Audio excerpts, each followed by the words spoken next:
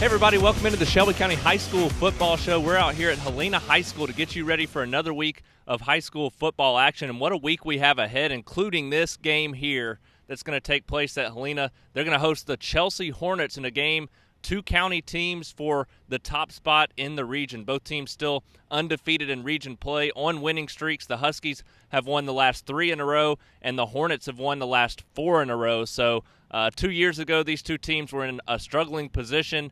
Now they have new head coaches. In the second year under their head coaches, both have winning records now. Last year, a combined 1-9 at this point, and this year in much better shape, 8-2 combined between them to this point in the season. So we're going to talk about that game clearly as one of the biggest games that we've had featuring two county teams in the last several years. We'll talk about that one extensively, but we have an exciting slate of games across the county this Friday night featuring some big matchups as we dive back into region play. Last week we got a little bit of a break. We had several teams on a bye week. We also had several teams, all of our teams playing out of region opponents, and most of them also playing out of classification opponents. So we're going to dive in, talk about all the action we have ahead this week, 10 total matchups, all of which are going to be region games this Friday night. One of which will take place on Thursday night for the Pelham Panthers as they look to notch their first win of the season as well. So plenty to touch on at the end of the show. A short list this week because we didn't have as much action last week, but we will name our SCR Stars of the Week. Still some noteworthy performances that helped several teams pick up a win. So we got a lot to touch on. We'll jump right in, start with our game of the week right here between Helena and Chelsea.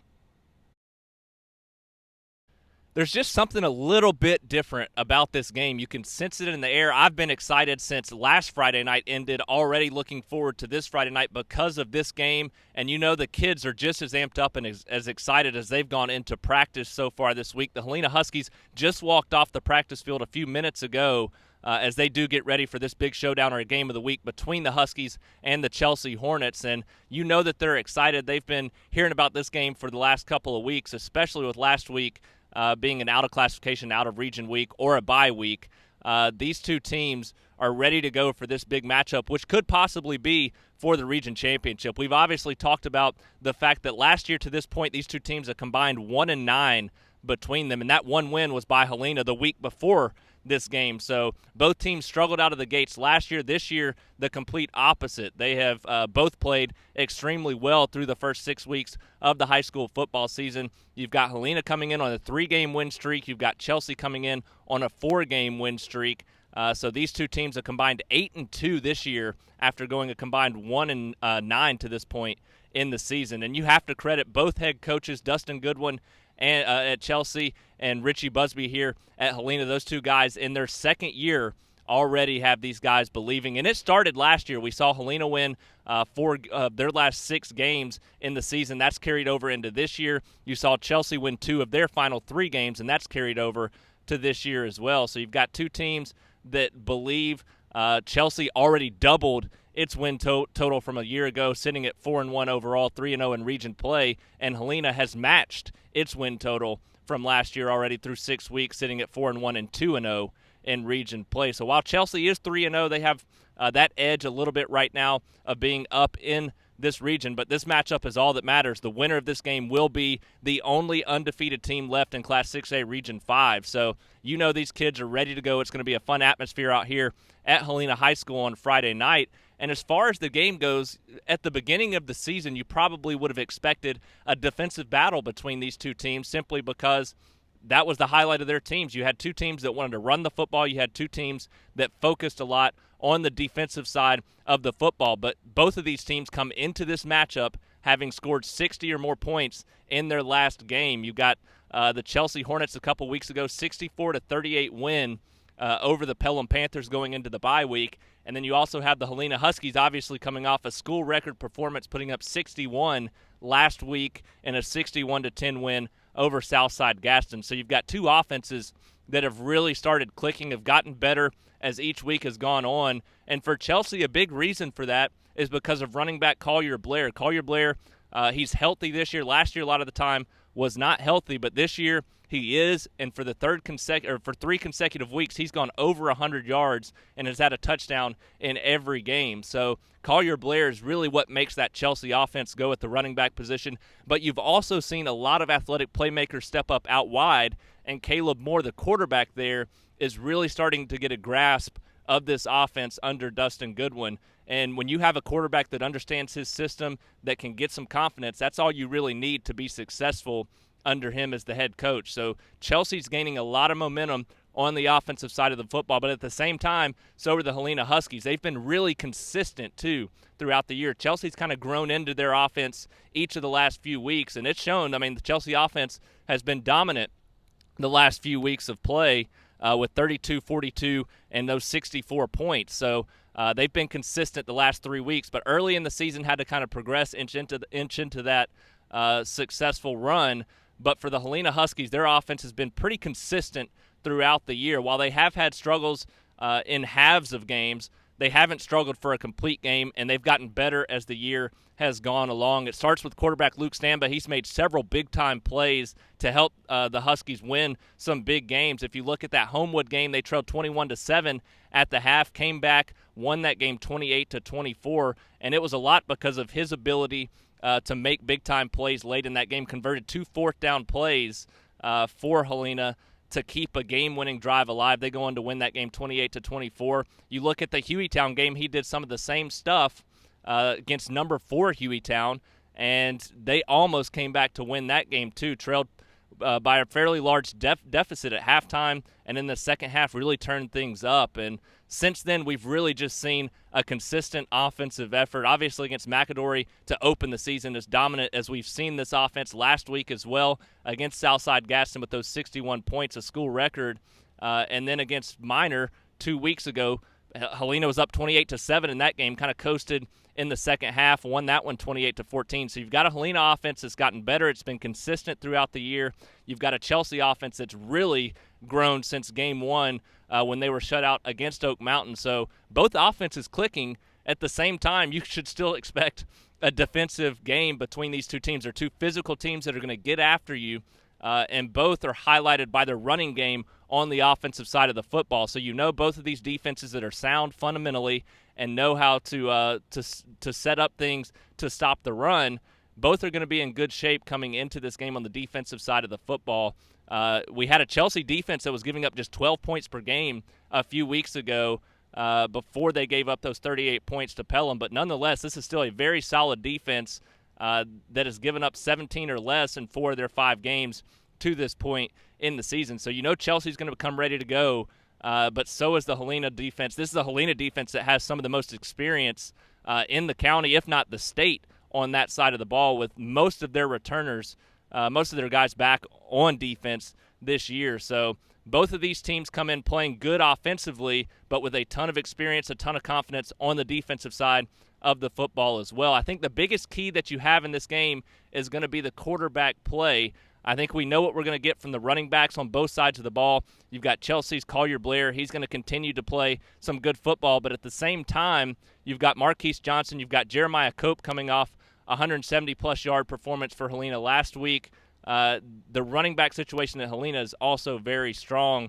And then they also have a quarterback in Luke Stamba that has 3 years of starting experience. He's playing his best football in those 3 years right now at this moment. And on the other side, you've got Chelsea quarterback Caleb Moore, who's grown throughout the season, didn't have that experience coming in, but has really gotten better each of the last few weeks, and you've seen that offense flourish because of the way he's been playing. So whichever quarterback can handle that defensive pressure, get the right plays called, get the right plays in, and really read the defenses properly, that's going to be the key in this game. I've seen Luke Stamba do it in some big-time games against very good opponents. I need to see Caleb Moore do that in this game, but nonetheless, you're going to have two teams that really battle and fight hard in this game. I expect a tightly contested matchup between these two teams with everything that's on the line. You're going to have a little bit of nerves. You're going to have all the excitement. This is going to be a game where you see two teams physical with each other and try to get those nerves out early. I don't really see either team pulling away. I think there's a good chance you see a very close game throughout, which is what we want as college or as high school football fans. We want to see these two teams play a tightly contested game. I think we're going to get that as they hit the field on Friday night. It's going to be fun nonetheless, a game I've been looking forward to since the offseason, and one that I think is going to live up to the hype. So make sure you can get out here to this game. It's the biggest game we have across Shelby County. We've got a rivalry matchup for first place in the region. It's everything you want. I expect it to be a lot of fun out here at Helena High School between these two teams. Now we'll go down classification by classification, break down every matchup that we have taking place this Friday night. And we're going to start in the 7A classification with another in-county matchup between Spain Park and Thompson as the Jaguars host the number 1 Warriors on Friday night. And it's a huge game for Spain Park and a big opportunity. This was a team that just a couple weeks ago had lost 3 in a row, was sitting at 1-3 on the season, 0-2 in region play, but a massive win going into last week's bye week. The week before, they take down the Hewitt-Trussville Huskies 28-24, a game where Spain Park really dominated, specifically on the defensive side of the ball, and that's something we haven't seen from this team throughout the year. Now, it was a Hewitt-Trussville offense that's banged up. They're not playing as good offensively as they did to start the year because of several injuries to key players, but at the same time, Spain Park led that game 21-10 with just a few minutes left in the fourth quarter. Now, Hewitt-Trussville did score 14 unanswered points, took a 24-21 lead over the Jags, but then Harrison Barker in that offense, which has been so exciting to watch all year long, could go right down the field in the final 2 minutes and win the game. They started in their own territory, went down all the way to the 17-yard line, and with 14 seconds left, Barker, he found Jalen Ward for a touchdown pass that won that game just narrowly in the back of the end zone. So Spain Park going into that bye week gets some confidence on a big play like that, a big win like that, but more specifically, they get confidence back on the defensive side of the ball, and that's what's been missing this entire season. The problem is they're going up now against the state's best offense in the Thompson Warriors. They're the number 1 team in Class 7A for a reason, and to this point in the season, obviously sitting at 5-0, also coming off a bye week just like Spain Park. This is a Thompson offense that's been dominant and has this team playing as good a football as they have in a long time. This is a Thompson team. Obviously, a couple weeks ago, they pick up that big 63-18 win over Tuscaloosa County, and the offense has just gotten better and better each week. They've scored 40 or more points in each game to this point in the season, averaging 48.8 points per game. And in their last 3 have put up 48, 51, and 63. So they've scored 50-plus in their last 2 games, and those are all 3 of those games, region games, and one of which was against the Hoover Buccaneers. So this is the Thompson offense is playing, honestly, almost better than it was last year, with several all-state players, including quarterback Talia Tungavaloa, including running back Shadrick Bird, including an offensive line full of Division I talent. This year they had to replace a lot of those guys, but at the same time, they just have so many skill players back, specifically at wide receiver. They're about 4 or 5 deep at that position, and the 3 that jump out, or 4 that jump out at you, Sam Reynolds, Mike Petway, Trey Roberson, and a couple others. So this is a Thompson offense that, and J.B. Mitchell's the other guy that I wanted to mention there. This is a Thompson offense that's outstanding, and Sawyer Pate has stepped in, replaced Talia Tungavaloa, and, that's a tall task to ask, but he's done it about as good as you can. A guy that's only thrown 1 interception this year, in the double digits in touchdowns, and is consistent and efficient for this offense. And then you've got a 3-headed monster at running back as well, Jarrett Crockett, JoJo Gators, and Brandon Franklin. So this Thompson offense is going to be tough to stop for Spain Park, a defense that, while they did have their best game of the year against Hewitt-Trussville, it's still a defense giving up more than 40 points per game. So we're going to have to see Spain Park's defense really step up. I think that's going to be a tall task to ask for. So you're going to have to see the Spain Park offense, which has played extremely well to this point in the season and has kept them in just about every game, scoring the most points that a lot of their opponents have allowed to this point in the season. So we'll see how Spain Park's offense with Harrison Barker rolls into this game on their home field against the number 1 team in the state. But that's going to be key. Their offense is going to have to keep up early in this game. You don't want Thompson to pull out to a 21-0 lead. Otherwise, that's going to be too tough of a hump to overcome. Even though this Jaguars offense is extremely talented, they're going to have to get off to a fast start on that side of the ball and try to win this game, most likely in a back-and-forth affair. But Thompson right now just looks like too much really on both sides of the ball, because this is a defense that's also playing well, giving up just 17.8 points per game and 18 or less in 4 of their last 5 games. So you have to see a Spain Park offense really start fast against a very good defensive football team. I think the combination of Thompson's offense and defense may just be a little bit too much, but at the same time, there's always the chance that this offense for Spain Park could keep this close and interesting going into the second half, which would make it a lot of fun to watch between 2 good offensive football teams. The Oak Mountain Eagles got a big confidence boost a week ago with their win over the Pelham Panthers. Win that game 21-7, and their first victory over Pelham since 2008, and the first ever for head coach Chris Bell there at Oak Mountain. So a big confidence boost as they go into this matchup with the Mountain Brook Spartans on Friday night. The problem is you've got a Mountain Brook team not only coming off a bye week, but sitting at 5-0 overall on the season, undefeated in region play, and has arguably one of the best defenses in the 7A classification. It's a defense to this point in the season that's giving up just 17.8 points per game, and even better than that, they've given up 7 or less in 3 of their 5 wins this season. So a very tough defense to crack for an Oak Mountain offense that has struggled at times, specifically against good defensive football teams. That being said, this is an Oak Mountain offense that got a lot of confidence last week, made some big explosive plays on that side of the ball. You've got 2 good running backs in Jonathan Bennett and Judah Tate, and then you also have a quarterback in Evan Smith, still a sophomore, still growing up, but at the same time a guy that can really run this offense and knows how to do things right for Chris Bell and that option attack. And that's what gives Oak Mountain a chance every week. It's one of the toughest defenses to prepare for. That being said, Mountain Brook's had an extra week to prepare for it. They're coming off that big 14-7 win over Vestavia Hills, 2 teams that were undefeated going into that matchup. So Mountain Brook still sits in a tie with Thompson for the top spot in Class 7A Region 3. It'll be interesting to see how their offense handles this game. I think that's what gives Oak Mountain a chance, simply because coming into the year, we didn't expect Mountain Brook to be as good as the team that finished as high as they did last year, 3rd in the region last year, ahead of Hewitt-Trussville, just behind Hoover and Thompson.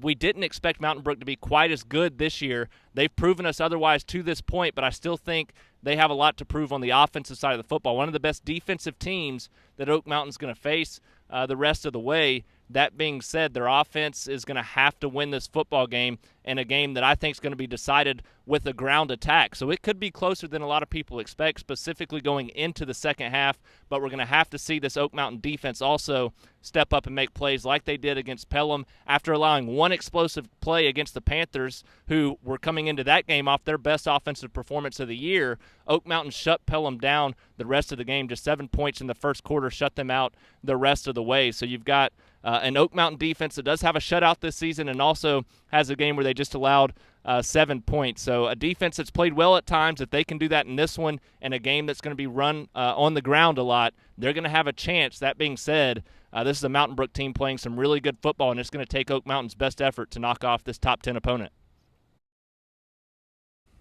It's homecoming for the Calera Eagles on Friday night as they play host to the Selma Saints, and boy, do the Eagles need a big win in this game. They're back in region action after a loss last week out of region to Bibb County, one of the best teams in the state in the 5A classification. Calera obviously in the 6A classification now. They lose that game 40-21, now 1-4 overall, still 0-2 in region play. But as they get back into region action this week, that's still a hole of 0-2 in region play that can be overcome in the second half to still make a bid at a playoff spot. Obviously, this is a game that they have to win if they want that to happen. If they lose this game, I don't think there's a shot at them getting into the playoffs this year, because this is a team where they're evenly matched on paper, but honestly, Calera should be the better team in this game. That said, Selma's played as good or better this year than they were last year, and Calera has played about the same. They look like a more talented team. They look a little bit better than they were a year ago,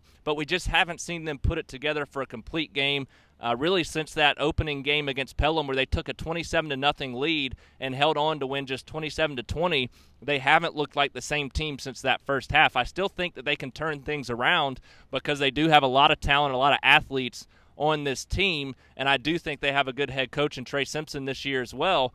There's just a lot that they're going to have to build on, a lot of confidence that's going to have to be built in a short period of time. And going into this matchup against Selma, this is a Selma team now 3-2 on the season. They've yet to win 2 in a row, coming in off a win over Linden 46-20, and they haven't played a difficult schedule. That's a 1A Linden team that they beat 46-20 last week as a 6A classification team. So Selma, their schedule where they've played difficult teams, they've lost both of those matchups. The shocking game that makes this a little bit more confusing is that they beat Benjamin Russell, who is a decent football team and arguably about the same level as Calera this year. So that one is what makes this game a little bit confusing as far as picking it goes. But I think you're going to have two teams that come in fairly evenly matched. I think that Calera should have, even though they're sitting at 1-4, should have some confidence going into this game. It's homecoming night. They should play with a little bit of an extra edge in this matchup. They're going to have their chances to win yet again in the second half. It's like it is every week. It's going to be up to them to make the plays in the second half to actually pick up the win. Calera is scoring 18.2 points per game right now and giving up 32.8 points per game. And on the other side, you've got a Selma team that's playing really average, really consistent on both sides of the ball, giving up 21 and scoring 21 a game. So you've seen a more consistent effort from Selma on both sides of the ball, a little bit more inconsistency for Calera. We'll see how that plays going into this matchup, as Calera has played a much more difficult schedule to this point. And like I said, Selma hasn't handled their toughest tests very well to this point in the season. We'll see if that continues this week, as I think that this could be a close game, another tough matchup for Selma. At the same time, we've got to see Calera try to prove that they can get over the hump and make a run in the second half of the season.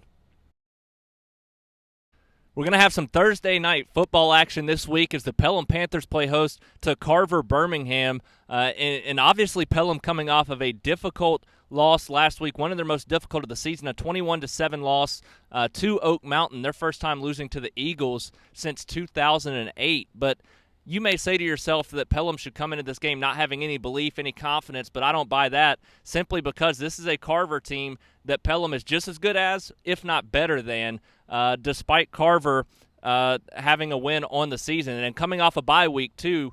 But they sit at 1-4 on the season, won their last game 30-29 against Jackson Olin, who's been one of the worst teams in this region as well. So you really haven't seen much from Carver. While Pelham does sit at 0-6 on the season, a lot of their troubles have been on the defensive side of the ball. The offense has been inconsistent, but the defense has struggled the majority of games to this point in the season, other than one matchup against Bibb County.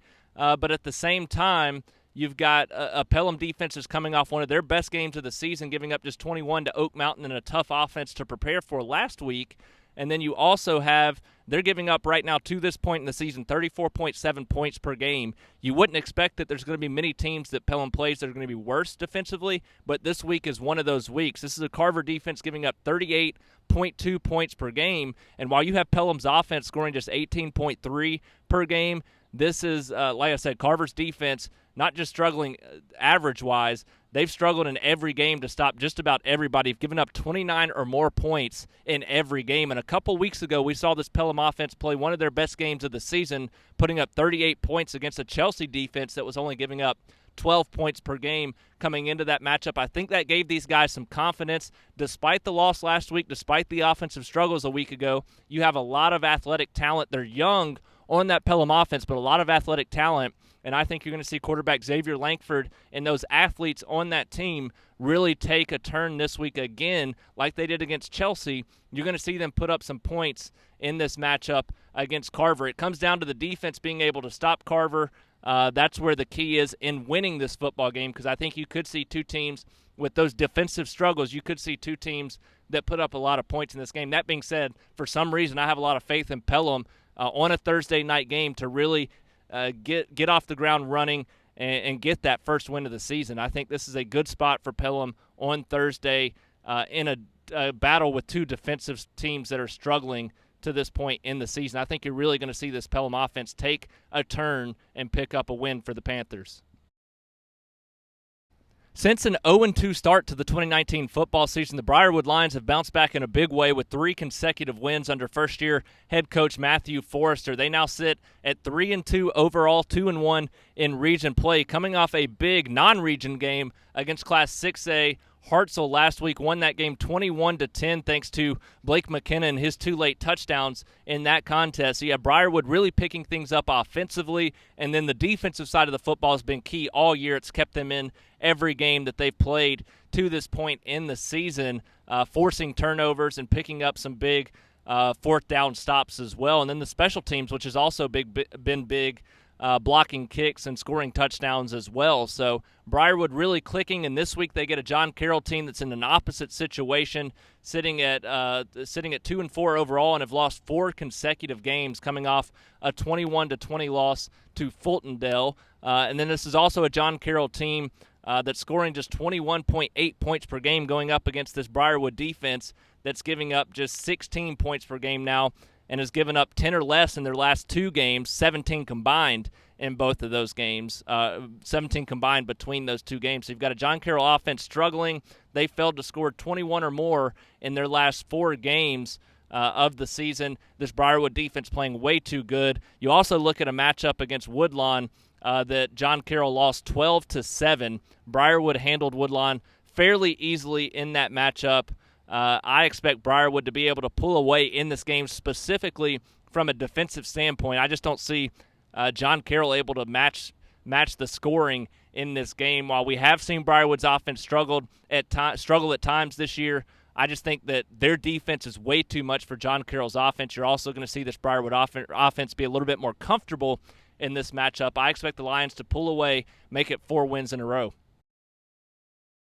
The Shelby County Wildcats continue to struggle, specifically on the defensive side of the football, coming off a 41-20 loss to a Moody team that they probably should have at least competed with, been a little bit closer in the final score column. Now 0-6 overall on the season, and it's not going to get any easier this week against a Demopolis team that's one of the best defensive teams in the state. The Demopolis is coming off a 17-8 loss to Benjamin Russell, which is very concerning because that's a very average Benjamin Russell team this year. But nonetheless, Demopolis sitting at 3-2 overall on the season is going to be one of the best defensive teams that Shelby County has seen this year. And to make things worse, their starting quarterback, Chase Holloman, went down with an injury last week. We're expecting to see Caden Cardwell as the starter at quarterback this week. And while he does have a lot of offensive upside, can do some big things athletically for this Shelby County offense, I think the way they run the football, the way that their offense is set up, he should be able to come in and have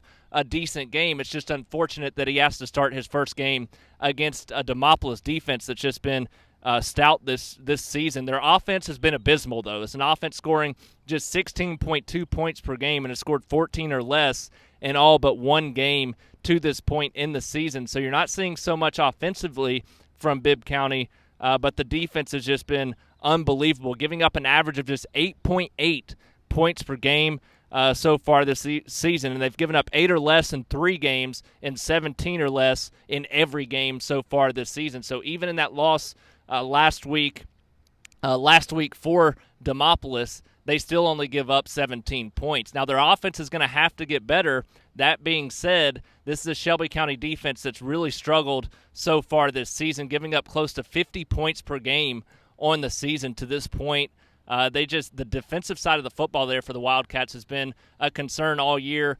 I think you're going to see Demopolis take advantage of that. I do think that their offense is still not going to run up the score like you would see in other games against Shelby County to this point in the season, simply because their offense has struggled.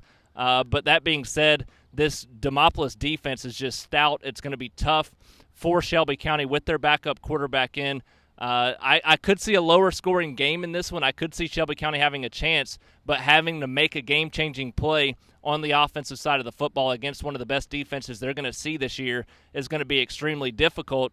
That being said, it still relies on the defense. The defense can keep them in this football game against an offense that's struggling in Demopolis. If the defense can finally step up, make those plays, then Shelby County will be in this football game against a very good Demopolis team, but that's asking a lot against for a defense that has struggled throughout the year. I think we'll see some chances for Shelby County early in this game. We'll see how they capitalize on those. If they do, they'll be in this contest going into the second half, which could give them a chance to pick up a big upset and a major first victory of the season.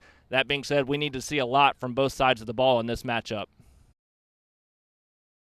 The last time we saw the Montevallo Bulldogs, that was an 84-30 loss 2 weeks ago to American Christian. They're now sitting at 3-2 overall, 1-1 in region play, but that was the number 2 team in the state in American Christian. And Montevallo's only region loss to this point in the season. They've had an extra week, a bye week last Friday, to let that loss sit and settle in their system. And you know that head coach Brandon Wilcox was not happy about that. You know the players weren't happy about that as well. They know they have much more talent, specifically on the offensive side of the football, to be able to put up more than 30 points in that game. That being said, they've been dealing with some injuries. They've had some things going on the last few weeks. They've had an extra week not only to let that loss settle and sit with them, but they've also had an extra week to get healthy and get prepared for this matchup against West Blockton. And it's a West Blockton team that might be their toughest opponent left on the schedule for the Bulldogs. That being said, this is a West Blockton team that's 2-4 overall and coming off a 50-24 loss to Northside last week. But the problem for Montevallo to this point in the season has been the defensive side of the football. They're giving up 48.4 points per game on that side, and they've given up 48, 50, 40, and 84 in 4 of their last 5 games. So the Montevallo defense is going to have to play better.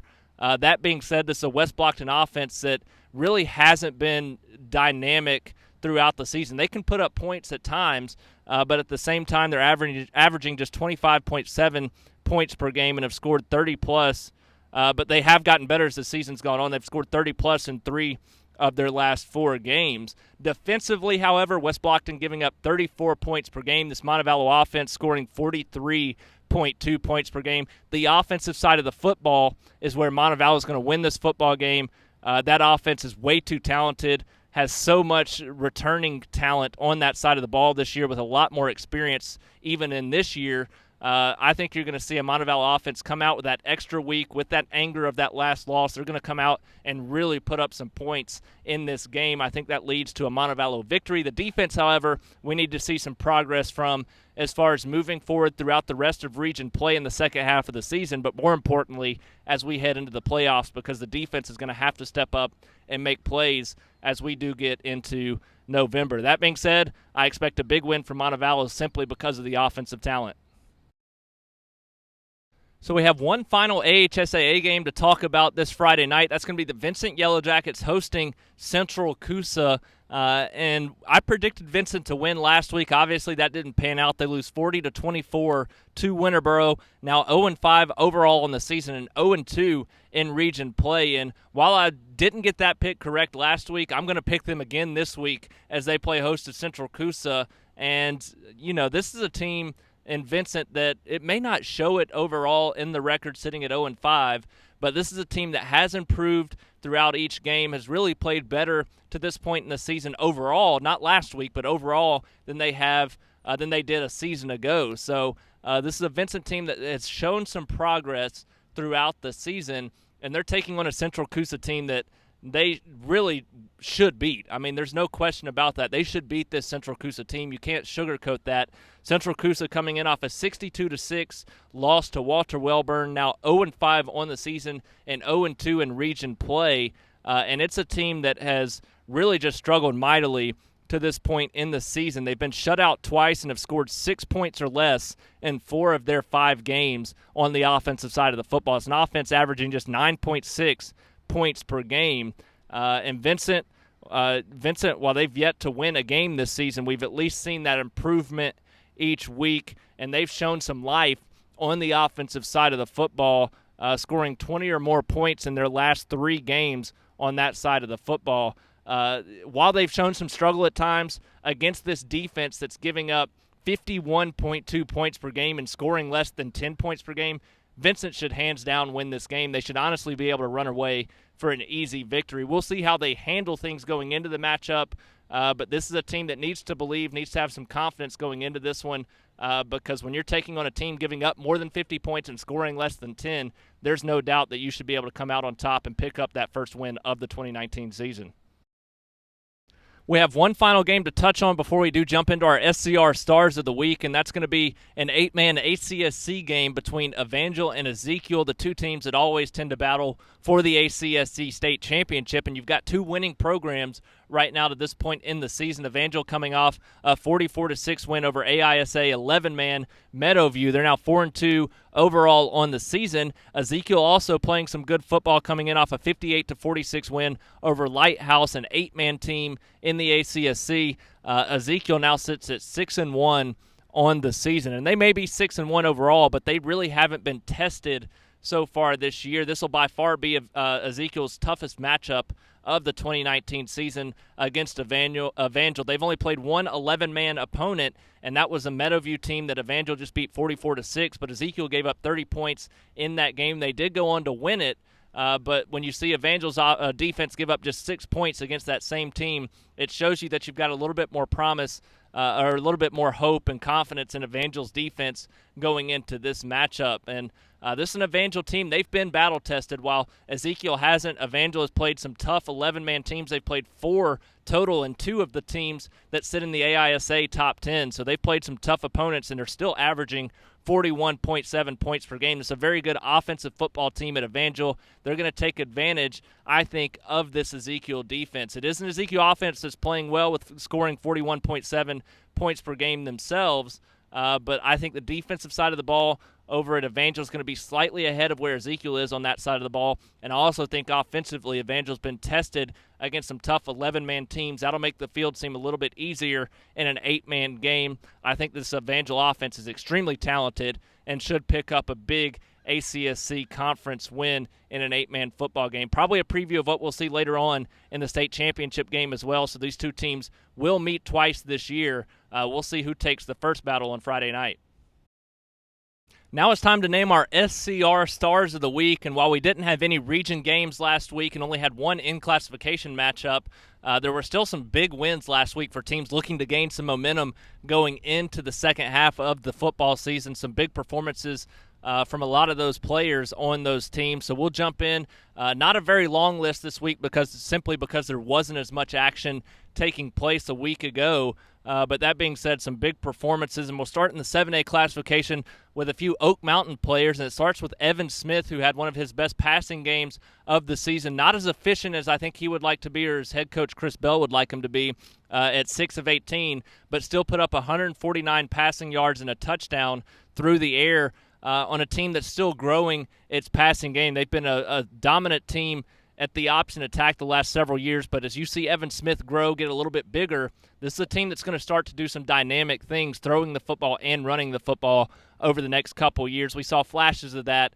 in that 21-7 victory over Pelham, the first time they've beaten the Panthers since 2008. So a solid game from Evan Smith. Also had a solid game running the football as well and running the offense overall. His top target in that game, Devin Holden, had 5 receptions, 104 yards, and a touchdown, including a 55-yard touchdown catch where he caught a short pass and took it up the right sideline for the touchdown in a big win for Oak Mountain. So a special game for Devin Holden. They have a lot of talent there at Oak Mountain as far as receivers go and speed. They have some speedy guys that if they can get the ball out quick in the slot or outside in a bubble screen, they can take it to the house. So I think you're going to continue to see some big plays like that from Oak Mountain moving forward in the passing game.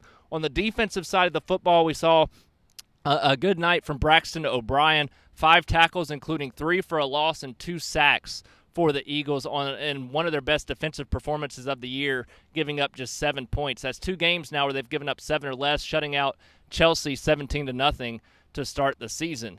Moving down to the 6A classification, we've got a couple of Helena players to talk about, some guys that you're going to want to see step up in our game of the week out here between Helena and Chelsea. And it starts with quarterback Luke Stamba, kind of like Evan Smith at Oak Mountain, wasn't very efficient, but ran the offense well for Helena this past Friday night, finished 4-12 for 86 yards and 2 touchdowns passing, and then also had 17 rushing yards on 2 carries. So his presence and leadership on that offensive side of the football I think is arguably one of the most key positions and players for any team across the county, just simply from an experience standpoint with his 3 years of starting experience, as well as his ability to run the offense the way that it needs to be run. He continues to improve and impress me each and every week. We'll see how he handles this big matchup on Friday night against one of the best defenses he's seen to this point in the season. Another guy that's going to be big in that game is going to be Jeremiah Cope, a young playmaker out here for Helena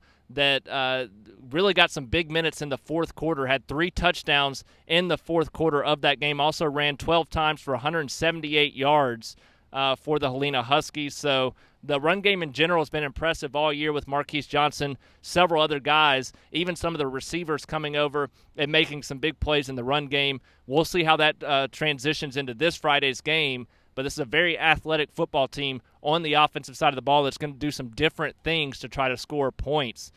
Their defense and special teams at Helena has also been impressive so far this season, and against Southside Gadsden recovered 2 fumbles, blocked a punt that was returned for a touchdown.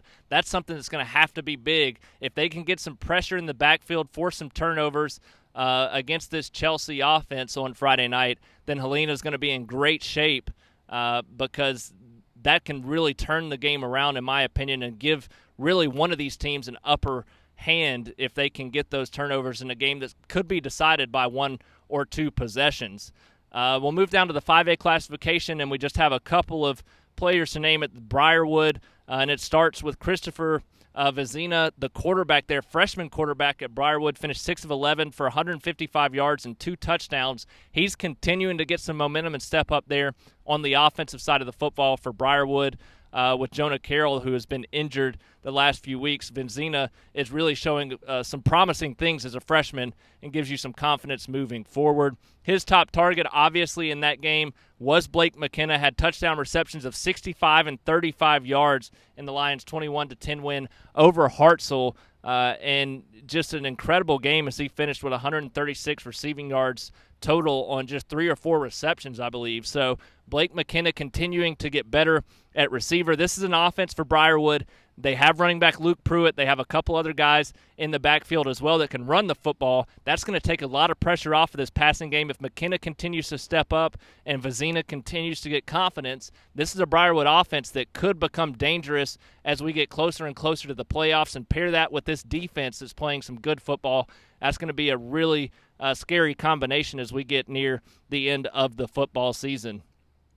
That's going to do it for this week's Shelby County High School football preview show as we got you ready for every game taking place this Friday night, including the big matchup out here at Helena High School. And it's sure to be an exciting game and an exciting night featuring Shelby County teams. We have a lot of teams at home. We have 2 in-county matchups. The second half of the season has officially kicked off, and we've got some big matchups as we try to see who's going to make a run and a push toward a playoff spot, because we're at that point where a lot of these teams have just 3 or 4 weeks left in region play, and the playoffs are just around the corner. So it's going to start this Friday night, and this is going to be one of the biggest games of the week and one of the biggest of the season. I can't wait to see these 2 undefeated region teams square off against each other, see which one can get an upper hand going into the rest of region play, as well as some other big matchups. We'll be live here on Friday night from our game of the week. Our Facebook Live video and pregame show will take place around between 5 and 5:30 there on the Shelby County Reporter Facebook page, and then we'll have all of our great coverage